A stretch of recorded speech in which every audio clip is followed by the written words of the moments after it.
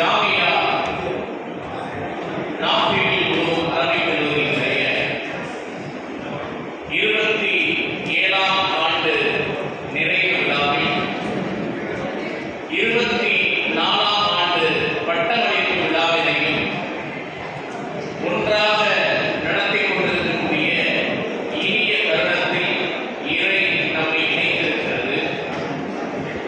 இந்த நிகழ்வில் சனது பட்டம் வழங்கி விழா பேருரை ஆற்றக்கூடிய மரியாதைக்குரிய நிறுவனர் சையது நிஜாமிசா கோரி காக்கவி அவர்களே, எனக்கு பின்னால் மிக சிறந்ததொரு சிறப்புரையினை வழங்கவிருக்கக்கூடிய மதிப்பிற்கும் மரியாதைக்கும் உரிய ஜாமியா மிஸ்பாஹுல் ஹுதா அரபிக் கல்லூரியினுடைய முதல்வர்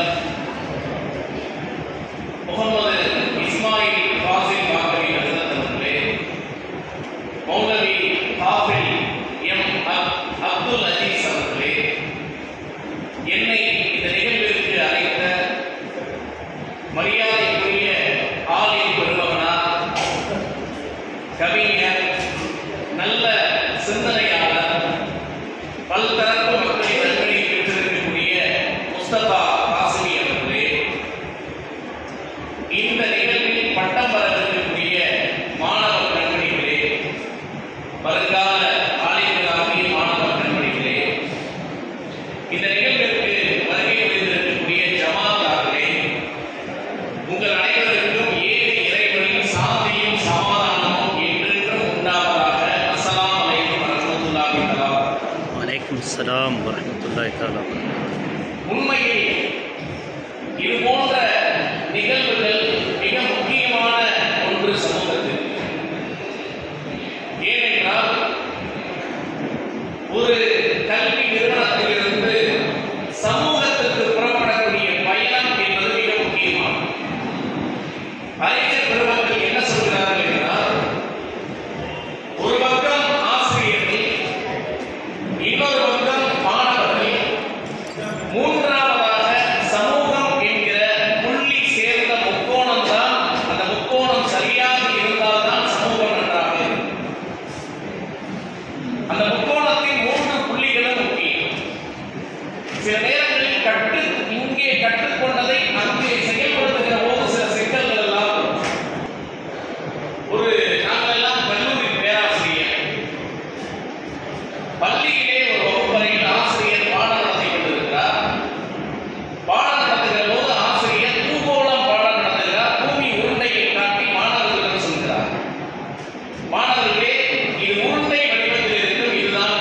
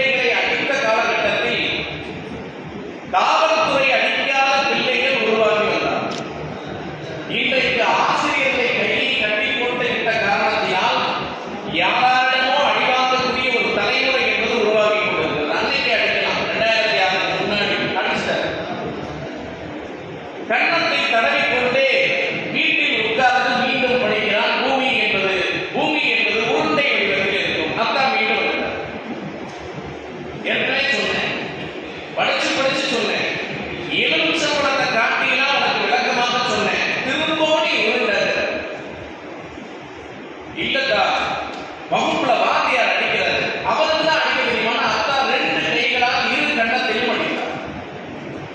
அங்க போனா பூமி உருண்டை ஒரு கண்ணத்தில் அடி, இங்கு வந்தா பூமி தட்டை 2 கண்ணத்திலும் அடி. என்ன செய்வது? காலாண்டு தேர்வு வந்தது. கேள்வி இதுதான், பூமி என்பது என்ன வடிவத்தில் இருக்கும் என்று கேட்டிருந்தார்கள். அந்த பையன் பதில் எழுதினான், பூமி என்பது வகுப்பில் இருக்கும்போது உருண்டையாகவும் வீட்டில் இருக்கும்போது தட்டையாகவும்.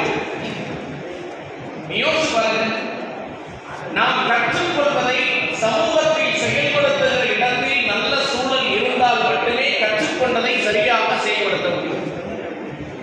இன்றைக்கு ஆணின் பெருமக்கள் பட்டம் பெறப்போகிற ஒரு அற்புதமான நாள்.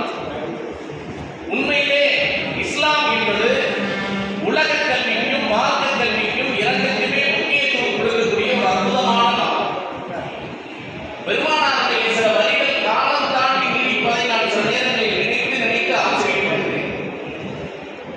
சீனம் சென்றேனும் ஞானம் தேடுக என்று பெருமானார் நபிகள் நாயகம் ஸல்லல்லாஹு அலைஹி வஸல்லம் அவர்கள் சொல்லியிருக்கிறார்.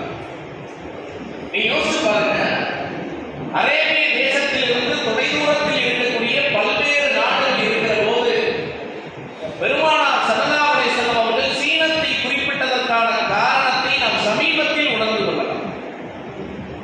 இன்னைக்கு உலகத்தையே பயமுறுத்தாட்டக்கூடிய, உலகத்தையே வியப்பில் ஆழ்த்தக்கூடிய ஏஐ தொழில்நுட்பத்தை அமெரிக்கா கண்டுபிடித்தால் அதற்கும் ஒருபடி மேலாக இருக்கக்கூடிய டீப்சீக் என்கிற ஒரு தொழில்நுட்பத்தை சீனம் கண்டுபிடித்திருக்கிறது என்று சொன்னால், அவர்கள் அறிவின் உச்சத்தில் இருக்கக்கூடிய சீன தேசத்திலும் நீங்கள் கல்வி கற்க வேண்டும் என்கிற பெருமானாரின் வாக்கினை நாம் குறைத்து மதிப்பிட்டு விட முடியாது.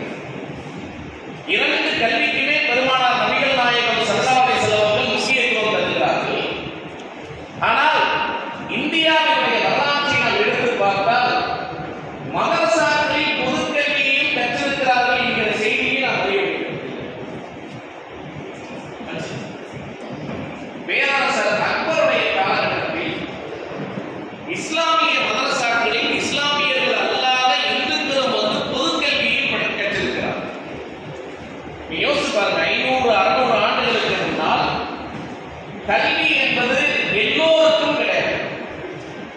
பிராமணர்களுக்கு மட்டும்தான் கல்வி, பிராமணர்களுக்கு மட்டுமே கல்வி வழங்கப்பட்ட ஒரு சமூகத்தில் இஸ்லாமிய அல்லாதவர்களும் கல்வி பயிலுகிற ஒரு இடமாக மதரசாக்களை வடிவமைத்திருக்கிறார்கள். அன்றைக்கு ஆரம்பித்து ஒரு நீண்ட தொடர்ச்சி இருந்திருக்கிறது.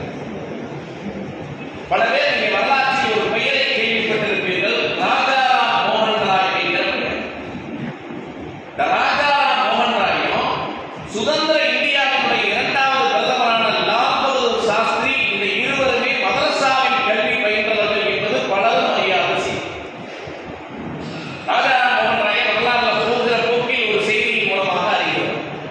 அவர்தான் சதி என்கிற உடன்கட்டை ஏறுகிற வழக்கத்தை நீக்கியவர். சதி என்றால் என்ன? கணவன் இறந்தால் அந்த காலகட்டத்தில் குறிப்பாக உயர் வகுப்பை சேர்ந்தவர் கணவன் இறந்து போனால் மனைவியை கொண்டு போய் நெருப்பிலே தள்ளிவிடுவார். அதுக்கப்புறம் உயிரோட வாழ முடியாது. அதற்கு பேர் தான் கற்பு. பின்னால் இருக்கக்கூடிய பிற்பட்ட தாழ்த்தப்பட்ட சமூகத்தை சேர்ந்தவர்களிடத்தில் இந்த பழக்கங்கள் கிடையாது. ஆனால் உயர் வகுப்பில் இது போன்ற கொடுமையை தொடர்ந்து செய்து வந்தார்கள். ராஜாராம் மோகன் ராயுடைய சொந்த அன்னைக்கு இந்த கொடுமை இருந்தது.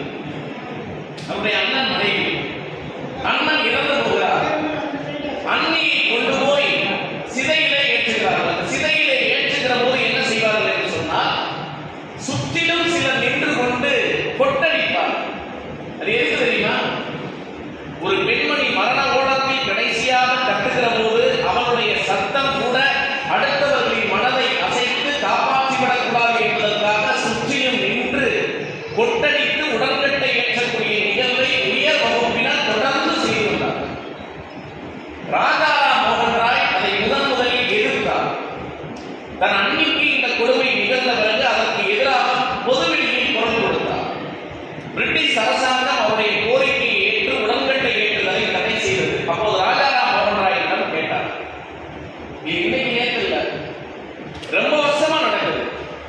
பல ஆண்டுகளாக நம்முடைய சமூகத்தை சேர்ந்த பெண்கள் கணவன் இறந்து விட்டால் உடன்கட்டை ஏற்றக்கூடிய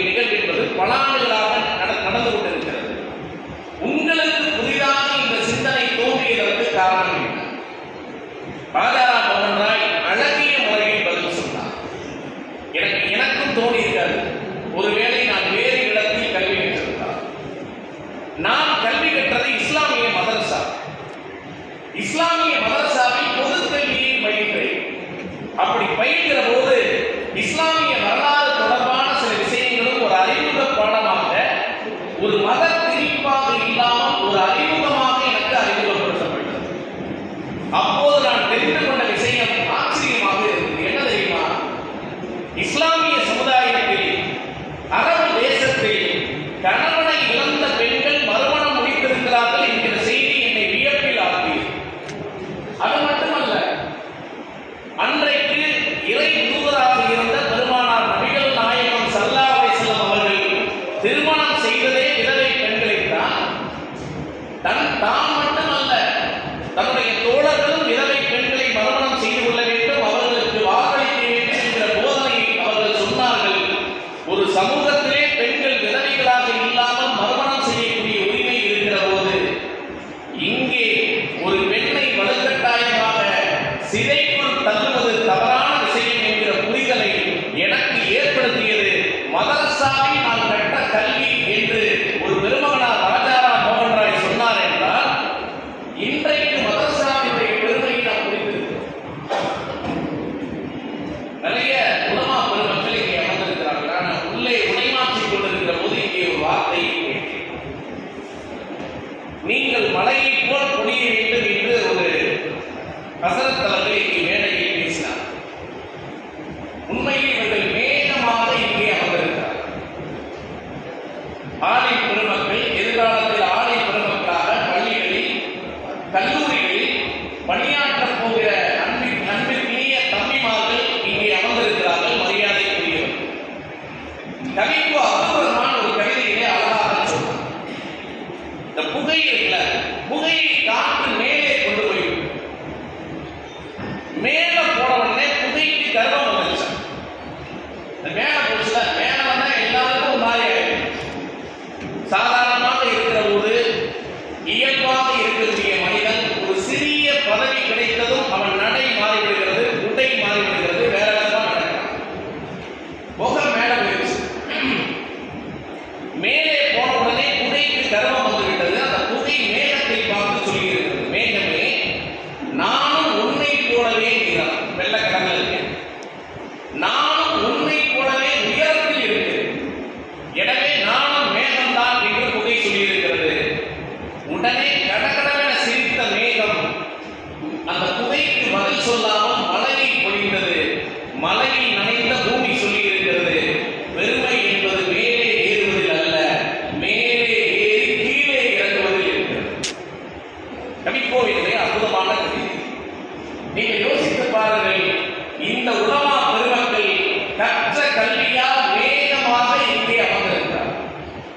அவர்கள் சமூகத்திற்கு செய்கிற பணிகளால் மழையாக உருமாறுகிற போதுதான் இந்த சமூகம் பயன்பெறும் என்கிற ஒரு அற்புதமான விஷயத்தை நாம் அந்த கவிதையிலிருந்து கூட எடுத்துக்கொள்ள முடியும். இன்றைக்கு ஒரு சிக்கலான சூழலில் நாம் வாழ்ந்து கொண்டிருக்கிறோம். நான் அவர்கள் எப்படி சிந்திக்க வேண்டும், எப்படி யோசிக்க வேண்டும் என்று சொல்லுகிற தகுதி எனக்கு இல்லை. மார்க்க விஷயங்களில் அவர்கள் கற்று துறை போகியவர்கள், அவர்கள் ஆழமாக கற்றவர்கள்.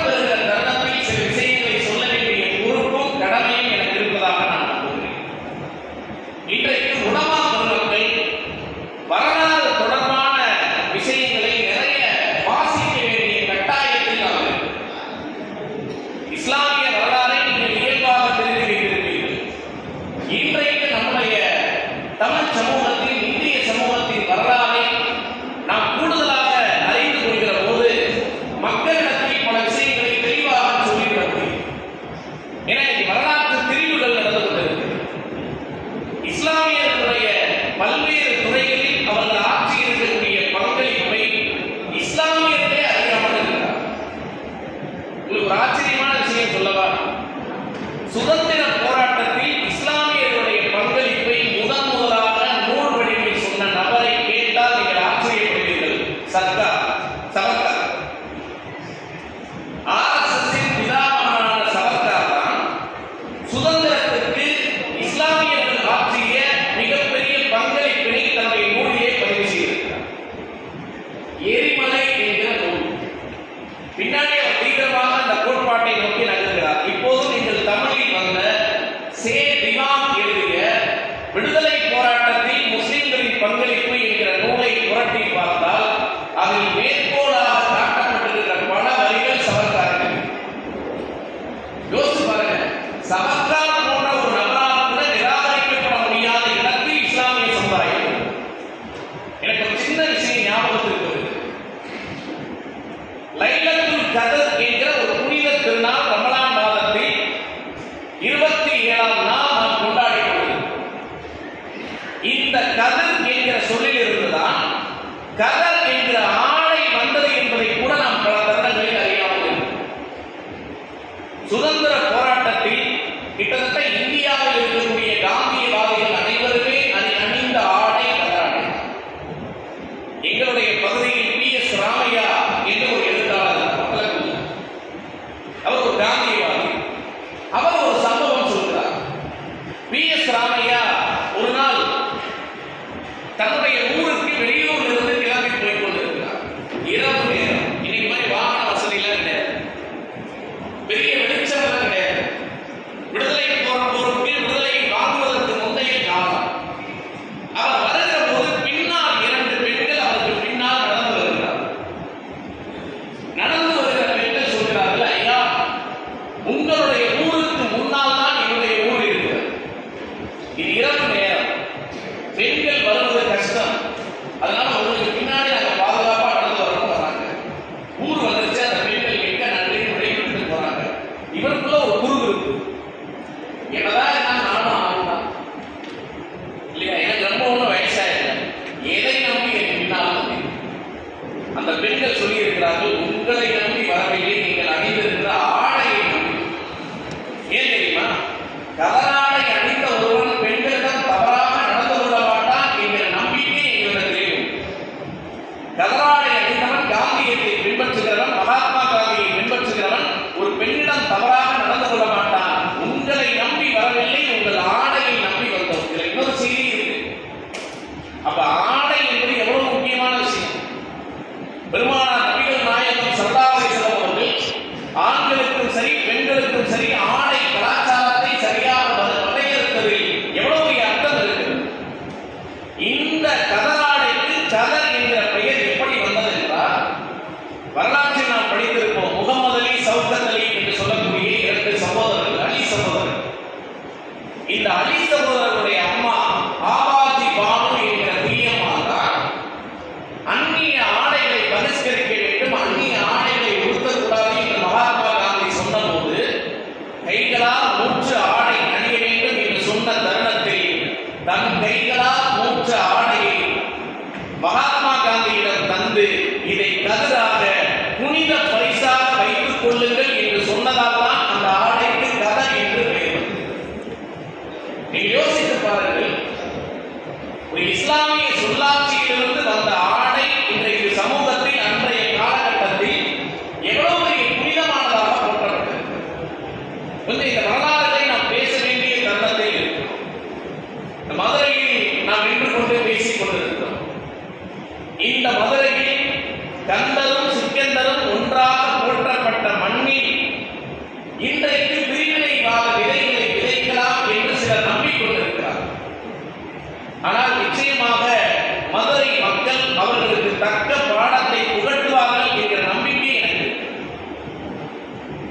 நீங்க எல்லா சமூகங்களுடனும் மிக இயல்பாக ஒன்றி வாழ்ந்த ஒரு சமூகம் இஸ்லாமிய சமூகம். நான் பிறந்த ஊர் கம்பம். அங்க கம்பத்தில் இருக்கக்கூடியவர்கள் அல்லது கம்பத்திற்கு நீங்கள் யாராவது சென்றால் பாவலர் படிப்பகம் என்கிற ஒரு படிப்பகத்தை நீங்கள் பார்க்க முடியும். இந்த பாவலர் யாருன்னா, ஒரு உலக கல்வியும் கற்றவர், மார்க்க அறிவும் வாய்க்க பெற்றவர். அவர் ஒரு மிகப்பெரிய சுதந்திர போராட்ட வீரர். அவருடைய பேரன் தான் அஜ்மல் கான். இங்கே மதுரை காமராஜர் பல்கலைக்கழகத்தில் பணியாற்றினார். இன்னொரு பேரன் மன்சூர் அவர்கள் திருச்சி ஜமால் முஹம்மது கல்லூரியிலே துணை அப்படிப்பட்ட அற்புதமான பெருமகனார் பீர் முகமது பாவலர். அவர் உசிலம்பட்டியில டிஎஸ்பியா. அப்போ உங்களுக்கு தெரியும் பெரியவர்களுக்கு அப்போது ஒரு கொடூரமான சட்டம் நடைமுறையில் இருந்தது. அது என்ன சட்டம்னா கைரேகை சட்டம். அதாவது தவறு செய்யாமலே குற்றம் செய்யாமலே சிலரை போலீஸ் அழைத்து வந்து காவல் நிலையத்தில் உட்கார வைக்கிறார். கைரேகை சட்டம். இரவு நேரத்தில் அவர்கள் இங்கு வந்து கைரேகை வைக்க வேண்டும். வெளியூர் போவதாக இருந்தால் சொல்லிவிட்டு தான் செல்ல வேண்டும். ஆண்கள் இரவு முழுவதும் போலீஸ் ஸ்டேஷன்ல தான். ஒரு போலீஸ்காரர் சில பேர் என்ன பண்றாங்கன்னா தவறே செய்யாத இருவரை அழைத்து வருகிறார். இவர் இன்ஸ்பெக்டரா இருக்கார். இவர் எந்த தப்பும் செய்யல, இவர் ஏன் இங்க கொண்டு வந்திருக்கீங்கன்னு கேட்கிறார் பீர் முகமது பாவலர். அவர்கள் சொல்கிறார்கள் இவர்கள் தப்பு செய்யவில்லை, ஆனால் தப்பு செய்வதற்கு வாய்ப்பு இருக்கும். பீர் முகமது பாவலர் மறுக்கிறார். அப்படிலாம் கிடையாது. மனிதர்களில் எந்த இனக்குழுவும் தவறானவர்கள் இல்லை என்று நான் நம்ப மாட்டேன். தவறானவர்கள் இல்லை என்று நான் உறுதியாக நம்புகிறேன். எல்லா இனக்குழுக்களிலும் நல்லவர்கள் இருக்கிறார்கள், கெட்டவர்கள் இருக்கிறார்கள். அப்படி யோசிப்பதற்கு தான் மார்க்கம் எனக்கு கற்றுத் தந்திருக்கிறது. தவறே செய்யாத ஆளா ஜெயிலில் அடைக்க நான் ஒதுக்க மாட்டேன். சட்டம் வந்துச்சு. விஷயம் கலெக்டர் வரைக்கும் போயிடுச்சு. கலெக்டர் கேட்கிறார், பிரிட்டிஷ் அரசாங்கம் போட்டு வைத்த சட்டத்தை மீறுவதற்கு நீ யார்? இவர் சொல்றாரு, நான் இறை வாக்கை தூதரின் வாக்கை வேத வாக்காக நம்புகிறேன். தவறு செய்யாத ஒருவனுக்கு தண்டனை தர முடியாது, அவன் தண்டிக்கப்படக்கூடாது. இல்லை இவர்கள் தவறு செய்ய வாய்ப்பு இருப்பவர்கள், அதை நான் ஏற்றுக்கொள்ள மாட்டேன் அப்படின்னா நீ ராஜினாமா பண்ண, நான் டிஸ்கஸ் பண்ணிருக்கீங்க. இவர் சொல்றாரு, நீங்க என்ன டிஸ்கஸ் பண்றது, நானே ராஜினாமா பண்ணேன். பெரியோர்களே, உலக வரலாற்றில் ராஜினாமா கடிதத்தை கவிதையில் எழுதிய ஒரே நபர் பீர் முகமது பாவலர். ராஜினாமா கடிதம் என்ன தெரியுமா? கலெக்டர் கடவுளும் இல்லை, அடிமை போலீஸ் கான்ஸ்டபிள் எவனும் இல்லை, அல்லாஹ் ரசூலுல்லாஹ் இந்த கொடுமைகள் அகழுவது என்னாலோ, இப்புல்லாத பெய்கள் இல்லாது போவது என்னாலோ என்று ஒரு ராஜினாமா கடிதத்தை கவிதையில் எழுதிய பெருமகனார் பீர் முகமது பாவலருக்கும் பிரபலை கண்ணர் என்கிற அந்த சமூகத்து மக்கள் மீது அவர் கொண்டிருந்த நேசத்தையும் சரியாக சொல்ல தவறியதால் தான் இன்றைக்கு பிரிவினைவாத விதைகளை பல்வேறு சமூகங்களிடத்திலே ஏற்படுத்தி கொண்டிருக்கிறார். நான் இரண்டு செய்திகளோடு விளைவிடுகிறேன். ஹசரத் அவர்கள் பேசுகிறேன். இன்றைக்கு பெருமானாருடைய பல்வேறு வகையான பரிணாமங்களை மாற்று சமூகத்தவர்களும் அறிகிற வகையில் சொல்ல வேண்டிய கடமை ஆளும் பெருமக்களுக்கு. நீங்க கொஞ்சம் கிறிஸ்தவர்களை பாருங்க. அதுல நான் ரெண்டு விஷயம் யோசிக்கிறேன். ஒன்று, கிறிஸ்தவ சமுதாயத்தில் மத தலைவர்களுக்கு தரக்கூடிய மரியாதையை நாம் உலமாக்களுக்கு தருவோம். அங்கெல்லாம் ஃபாதர் வச்சதான் சட்டம். அவர் சொன்னார்னா அத்தனை பேரும் தலை சாய்ப்பார்கள். இன்னும் சொல்ல போனா நம்ம ஆளு 48 ஏக்கமா இன்னாருக்கு ஓட்டு போடு, இன்னாருக்கு ஓட்டு போடாத, அது குறிப்பாக இந்த கட்சிக்கு ஓட்டு போடாத. இப்ப எலெக்ஷன் டயத்துல சில பேர் கிளம்பி வந்துடும். எது மதச்சார்பற்ற கூட்டணியோ, எது தமிழகத்திற்கு நல்லதோ அந்த கூட்டணியை தோற்கடிப்பதற்கென்றே சிலர் வேலை செய்வார்கள். அவர்கிட்ட ஒரே ஒரு கேள்வி மட்டும் கேள்வி, அப்ப யாருக்கு ஓட்டு போடுறது? பதில் இருக்கு. கிறிஸ்தவர்கள் இப்படிலாம் இயக்கம்லாம் வச்சுக்கிறது இல்லை. அவர்கள் சர்ச்சில் ஒரே ஒரு நாள், முதல் நாள் ஃபாதர் அறிவிப்பாரு, மறுநாள் ஓட்டு மாறாமல் இருக்கும். கிறிஸ்தவ சமுதாயத்தில் அவர்களுடைய மத குருமார்கள் உயர்ந்த அளவில் மதிக்கப்படுகிறார்கள். அதே போல உலமா பெருமக்கள் மதிக்கப்பட வேண்டும். அதே தருணத்தில் உலமா பெருமக்கள் எல்லா சமய வரலாறுகளையும் தத்துவங்களையும் தெரிந்து கொள்வதில் ஆர்வம் காட்ட வேண்டும். நீங்க பிறருடன் உரையாடுகிற போது என் மதம் மட்டும்தான் உயர்ந்தது என்று சொன்னால் நீங்கள் சொல்வதை அவர்கள் கேட்க மாட்டார். பெருமானார் நபிகள் நாயகம் ஸல்லல்லாஹு அலைஹி வஸல்லம் அவர்களுடைய காலகட்டத்தில் ஒரு யூதருக்கும் இஸ்லாமியருக்கும் மதீனாவிலே தகராறு வருகிறது, பிரச்சனை வருகிறது. பிரச்சனை பெருமானாரிடத்தில் வருகிற போது பெருமான் என்ன வேற ஒன்றும் பிரச்சனை இல்லை. அவர் என்ன சொல்றாரு? நீங்கள் மூசா தான் உயர்ந்தவர். இவர் தன்னுடைய கோட்பாட்டின்படி முகமது நபிகள் நாயகம் ஸல்லல்லாஹு அலைஹி வஸல்லம் அவர்கள் தான் உயர்ந்தவர். பெருமானார் சொன்ன தீர்ப்பு என்ன தெரியுமா? என் சகோதரர் மூசாவை காட்டிலும் என்னை உயர்வாக பேசாது. ஆனா நாம என்ன பண்றோம்? பெருமிதம் கொண்ட வார்த்தைகளோடு தான் உரையாடலையே தொடங்குது. அப்படி அல்ல. இயல்பாக மனிதர்களிடத்தில், இன்னும் சொல்ல போனா உலகத்தில் முதல் சமயச்சார்பற்ற ஆட்சியை நடத்தி காட்டியவர் அண்ணல் பெருமானார் நபிகள் நாயகம் ஸல்லல்லாஹு அலைஹி வஸல்லம். இந்தியாவில் சமயச்சார்பற்ற ஆட்சி பெயருக்கு நடந்து கொண்டிருக்கிறது. ஆனால் நிஜத்தில் சமயச்சார்பற்ற ஆட்சி என்பது இருக்கிறதா என்று தேட வேண்டியிருக்கிறது. ஜவஹர்லால் நேரு என்கிற ஒரு அற்புதமான பெருமகனார் உருவாக்கிய அரசியல் சட்டத்தை சிதைப்பதற்கு, அழிப்பதற்குரிய வேலையை செய்து கொண்டிருக்கிறார்கள். ஆனால் 1400 ஆண்டுகளுக்கு முன்னால் எல்லா இடங்களிலும் அரசுகள் மட்டுமே, மன்னர்கள் மட்டுமே கோலோச்சிய ஒரு காலகட்டத்தில் மதம் மட்டுமே முக்கியத்துவம் தந்து அந்த மதத்திற்கான ஆட்சி நடைபெற்ற ஒரு காலகட்டத்தில் ஒரு சமயச்சார்பற்ற யூதர்களை உள்ளடக்கிய அவர்களுடைய சிலையும் அவர்கள் வணங்குகிற தெய்வமும் அவருடைய வழிபாட்டு தலங்களும் இறைவனின் பொறுப்பிலும் இறை தூதர் பொறுப்பிலும் இருக்கின்றன என்று சொல்லி ஒரு சமயச்சார்பற்ற ஆட்சியை நடத்திய பெருமானார் நபிகள் நாயகம் ஸல்லல்லாஹு அலைஹி வஸல்லம் அவர்கள் வழிவந்த நாம் பிறருடன் உரையாடுகிற போது எந்த மொழியை கையாளுகிறோம் என்பதை பொறுத்திருக்கிறது. நான் இளம் ஆளுநரிடத்தில் அன்போடு அந்த வேண்டுகோளை தான் நான் முன்வைக்க விரும்புகிறேன். நீங்கள் பேசுகிற விஷயங்கள் ஆழமாக உணர்வுபூர்வமானதாக இருந்தாலும் கூட நீங்கள் கையாளுகிற மொழி இனிமையானதாக இருக்கு. நாம் பேசி பேசி சில நேரங்களில் வெளியில் உருவாக்கி வைத்திருக்கிற சித்திரம் என்ன தெரியுமா? ஒரு நண்பர் என்னிடம் கேட்டார், பெருமானார் அவர்கள் சிரித்திருக்கிறார்கள். ஏன்னா நம்ம பொது வழிகளில் பேசுகிற போது அவ்வளவு சீரியஸா இறை தூதரை கட்டமைத்து வைக்கிறது. நான் சொன்னேன், எவ்வளவோ சம்பவங்கள் உண்டு. ஒரு தடவை நண்பர்களோடு அமர்ந்திருக்கிறார்கள், பேரித்தமிழம் வருகிறது.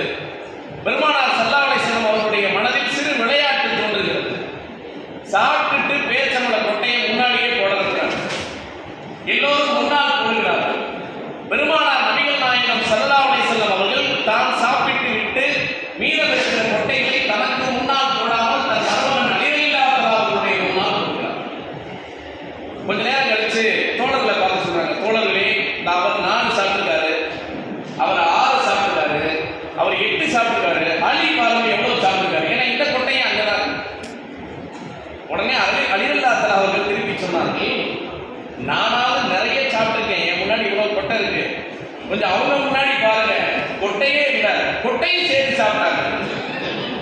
நீ யோசிச்சு பாருங்க, இப்படி உரையாடுவதற்கு அனுமதித்த ஒரு ஜனநாயக தன்மை கொண்ட தலைவர் தான் பெருமானார் நபிகள் நாயகம் ஸல்லல்லாஹு அலைஹி வஸல்லம். நாம் இறுக்கமாகவே கட்டமைக்கிறோம். நீங்க பல சகோதர சமயத்தை சேர்ந்த நண்பர்கள் எண்ணத்தில் சொல்லக்கூடிய வருந்தக்கூடிய விஷயம் என்னன்னா, உங்க மதத்தை நாங்க படிக்கிறோம், பேசுறதுக்கு பயமா இருப்பாய். ஏன் ஏதாவது குறை சொல்லிடுவீங்களோ, ஏதாவது தப்பா சொல்லிடுவீங்களோ என்று பேசுவதற்கு பயமாக இருக்கிறது. இறுக்கத்தை களைய வேண்டிய வேலை நம்மிடத்தில் மிக முக்கியமானது. நான் நிறைவாக ஒன்று சொல்கிறேன், வார்த்தைகளை கவனம். நீங்கள் தலைவர் மகாத்மா காந்தி சுட்டுக் கொல்லப்படுகிறார். அந்த கோட்சே அவனுடைய கைகளில் இஸ்மாயில் என்று பச்சை குத்தியிருக்கிறார். எதுக்கு? காந்தி கொன்றது ஒரு இஸ்லாமியன் என்று கருத்தியை பரப்பி அதன் மூலமாக ஒரு மதக்கலவரத்தை உருவாக்கி பலரை கொன்று அதன் மூலமாக அறுவடை செய்யக்கூடிய ஒரு திட்டம். சுட்டு கொஞ்ச நேரம் தான் ஆச்சு, யாரும் பண்ணாங்கன்னு தெரியல, மக்கள் சிதறி ஓடுகிறார்கள். அப்ப 2 பேர் சொல்றான், காந்தி ஒரு முஸ்லீம் கொன்னுட்டான்னு ஒருத்தன் சொல்றான். நேரு நிப்பாட்டாரு, நீ காந்தி கொன்றது முஸ்லீம் அல்ல, ஒரு இந்து அப்படிங்கிறார். அவருக்கு தெரியாது யாரு. பக்கத்துல இருக்கிறவங்க கேட்கிறாங்க, உங்களுக்கு தெரியுமா இப்படி சொல்றீங்க? எனக்கு தெரியாது. ஆனால் இந்த வார்த்தையை இவன் இன்னும் 4 பேரிடத்தை சொல்வான் என்றால் ஒரு மத கலவரம் நடக்கும். முஸ்லீமோ இந்துவோ யார் தவறு செய்தாலும் அவர்கள் சிறையில் அடைக்கப்படுவார்கள், அவர்களுக்குரிய தண்டனை கிடைக்கும். ஆனால் இப்போதைக்கு நம்முடைய வார்த்தைகளால் ஒரு பதற்ற சூழலை உண்டாக்கி விடக்கூடாது என்று சொல்லி நம்ம உள்ளுக்குள்ளே இருக்கக்கூடிய மாற்று பிரிவுகளை பள்ளிக்குள் பேசுகிற போது கூட கண்ணியமான வார்த்தைகளை பயன்படுத்த, அவங்களை அட்டாக் பண்ற மாதிரி, அவர்களை கோபப்படுத்துற மாதிரி, சீண்டுகிற மாதிரி வார்த்தைகளை பிரயோகிக்கக்கூடாது. இன்னொன்று, பல பள்ளிகளில் கூம்பு வடிவ ஒளிபெருக்கிகள் இருக்கின்றன.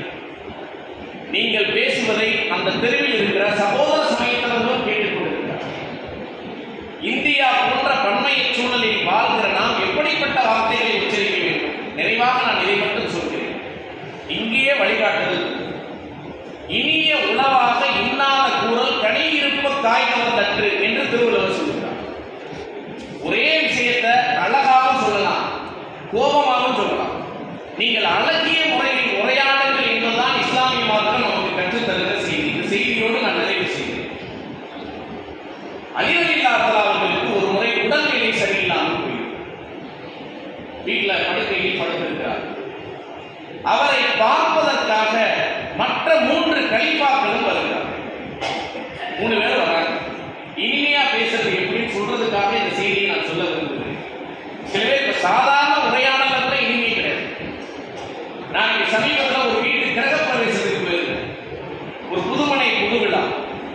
அங்க போனா வாசல் சிறுசா இருந்துச்சு. உடனே அங்க இருக்கிற ஒருத்தர் இன்னொருத்தர் சொல்றாரு, ஏன் வாசல் சிறுசா இருக்குது? எங்களுக்கு இதான் வசதி இருக்கா வச்சிருக்கோம். இப்படி சின்ன வாசல்லாம் வைக்கக்கூடாது. சப்போஸ் நீங்க மவுண்ட் ஆயிட்டீங்கன்னா எப்படி கொண்டு போகும்? எங்க புதுமனை புது விழாவில். ஆனால் 3 நண்பர்கள் வருகிறார்கள். வருகிற போது நண்பர்களுக்கு அவர்களுக்குரிய உபச்சாரங்கள் செய்யப்படும். அரபு நாட்டில் பேரிச்சம்பழம் தான் முக்கியம். இந்த பேர் தட்டுல கொஞ்சம் தேனை ஊற்றி அந்த தேனோடு ஒட்டி கொள்வதை போல் ஒரு பேரிச்சம்பழத்தை வைத்து 3 பேரையும் அணிகளில்லாதவர்கள் உபசரிக்கிறார். ஆனா என்ன தெரியுமா, அதுல ஒரு முடி சாப்பிடுற போது சாப்பாட்டில் முடி வந்தால் எவ்வளவு அருவருப்பா இருக்கும். மனைவி ஆசையா கொண்டு வந்து பரிமாறா, சாப்பாட்டுல முடி இருக்கும். ஆனா விவரமான கணவன் அதை சமாளிச்சிருவான். இந்த முடி தலையில இருந்தாலும் அழகு, இலையில இருந்தாலும் அழகு. அப்படின்னா அவன் சந்தோஷப்படுவான். இங்க முடி இருக்கு, அதோட சாப்பிட முடியாது, அருவருப்பா இருக்கும். உடனே அதை சாப்பிடாம அபூபக்கர் ரலியல்லாஹு தஆலா அவர்கள் கவிதை பாடுகிறார். அபூபக்கர் ரலியல்லாஹு தஆலா அவர்கள் சொல்கிறார்கள், சன்மார்க்கம் என்பது தட்டை விட பிரகாசமானது. ஒரு தட்டு இருக்கு, அதுக்குள்ள தேன், அதுக்கு மேல பேரிச்சம்பழம், இங்க உள்ள ஓரத்துல முடி இருக்கு. அந்த முடி எல்லாத்தையும் சேர்த்து இருக்குன்னு நினைவூட்டுவதற்காக. ஆனா நேரம் சொல்லல, நான் இந்த பேரிச்சம்பழத்தை சாப்பிட மாட்டேன், இந்த தேனை சாப்பிட மாட்டேன், முடியோட இருக்குன்னு சொல்லல. என்ன சொல்றாங்க, அந்த தட்டை எடுத்து சாப்பிடாம கையில வச்சுக்கிட்டு கவிதை பாடுகிறார்கள். சன்மார்க்கம் என்பது தட்டை விட பிரகாசமானது. இறைவனுடைய பொருத்தமும் இறை தூதரின் நெருக்கமும் தேனை விட இனிமையானது. தட்டு வந்துருச்சு, தேன் வந்துருச்சு. இப்ப முடி, மார்க்க சட்டங்களின் வரம்பு முடியை விட நுட்பமானது.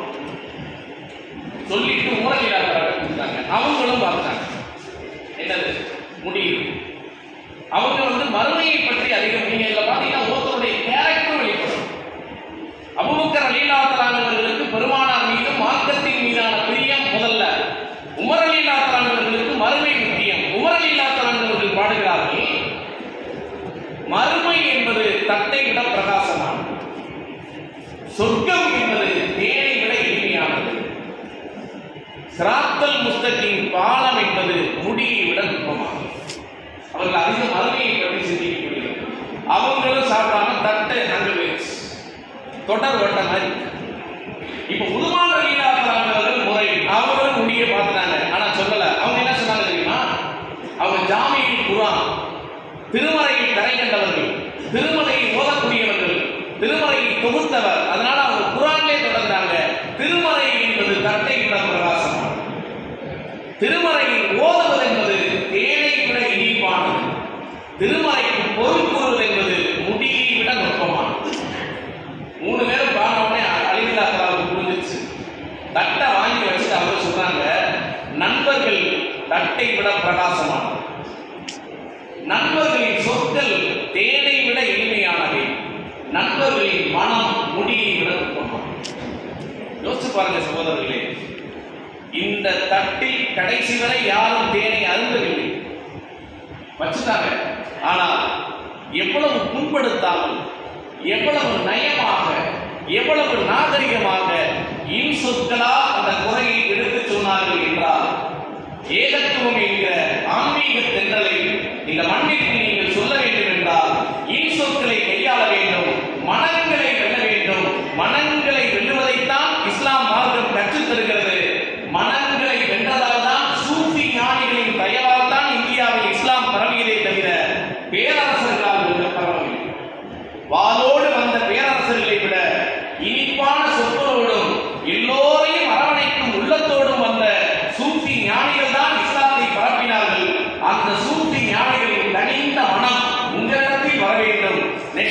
காய்த்தா